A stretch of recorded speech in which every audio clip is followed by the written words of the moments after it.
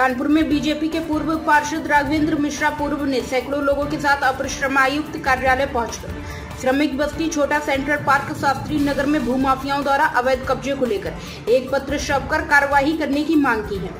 उनका कहना है कि बीजेपी के कुछ ही लोग वरिष्ठ लोगों को फोटो लगाकर अवैध रूप से कब्जा कर रखे हैं और किराया वसूली कर रहे हैं। पूर्व पार्षद राघवेंद्र मिश्रा ने कहा कि अपर श्रमायुक्त कार्यालय उत्तर प्रदेश श्रमायुक्त कार्यालय और मुख्यमंत्री को लिखित में पत्र देकर इन भूमाफियाओं के खिलाफ कड़ी से कड़ी कार्रवाई करने की मांग कर चुके हैं, लेकिन फिर भी अभी तक कोई कार्रवाई नहीं हुई है। इस संबंध में अपर श्रमायुक्त पी.के. सिंह ने बताया कि इस मामले में एक टीम गठित की गई है और निरीक्षण किया गया, जहां पर लगभग 20 परिवार के 65 लोग निवास कर रहे हैं, जो कि काफी वर्षों से रह रहे हैं। इसकी एक रिपोर्ट श्रमायुक्त को भेज दी गई है।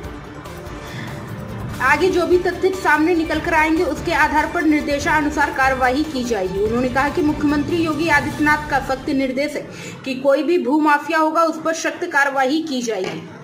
प्राइम संदेश न्यूज से संवाददाता अफजाल हुसैन की रिपोर्ट।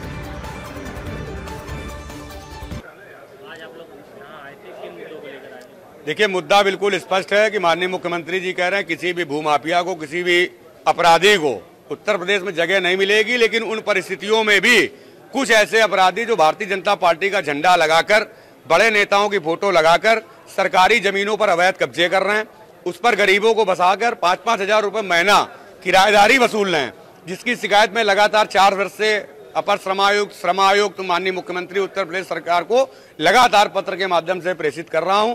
उसी के क्रम में चूंकि 15 जुलाई को कब्जा टूटना था, विभाग की लापरवाही की वजह से वो कब्जा नहीं तोड़ा गया। चूंकि जांच हुई है, श्रमायुक्त महोदय ने, चूंकि हमने 1 तारीख से आमरण अनशन करने की घोषणा की थी, तो कल आपके विभाग के कई अधिकारी भी मेरे निवास पर गए थे।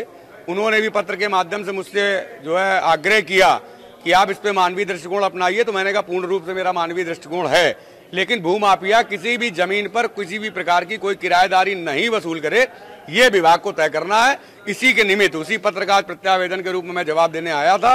पत्र के माध्यम से मैंने उन्हें जवाब दिया है और उन्होंने भी सार्वजनिक रूप से इस बात को कहा है कि 1 माह के अंदर सभी विभागों से समन्वय स्थापित करके इस कार्रवाई को संपादित करेंगे, क्योंकि ऐसे भूमाफिया चूंकि जो लगातार छिपे हुए हैं, आम जनमानस का उत्पीड़न कर रहे हैं, कार्यकर्ताओं का उत्पीड़न कर रहे हैं, भाजपा का ही झंडा लगाकर भाजपा के ही लोगों का उत्पीड़न करने का प्रयास कर रहे हैं, तो ऐसे लोगों के खिलाफ हमने खुला आह्वान किया है। चूंकि आज आमरण अनशन पर मुझे बैठना था, क्योंकि विभाग ने जिस तरह का जो है मुझको आग्रह किया है, तो उस आग्रह को मैं स्वीकार कर रहा हूं कि अगर वो गरीब लोग हैं तो उनका पुनर्वास हो, अगर वो गरीब लोग नहीं है, भूमाफिया के कब्जे में रहकर 5 हजार रुपए किराएदारी दे रहे हैं, इसको तत्काल प्रभाव से इस पर लगाम लगनी चाहिए, उस पर सरकारी बोर्ड लगना चाहिए। किसी को भी किराया लेने का अधिकार वहां पर नहीं है और 1 माह के अंदर अगर ये कार्रवाई नहीं करेंगे तो निश्चित रूप से हम क्षेत्रीय जनमानस के साथ में अब रोड पर उतरने का काम करेंगे।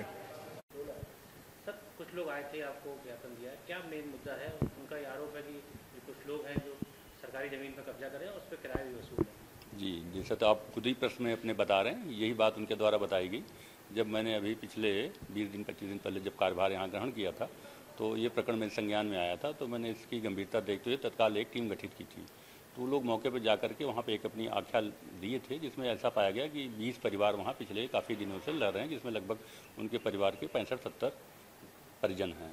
तो इसकी पूरी रिपोर्ट बना करके हमने श्रमायुक्त महोदय को प्रेषित कर दी थी और उनके द्वारा निर्देशित किया गया है कि इसमें किस किस तरह की कार्रवाई अपनाई जाए।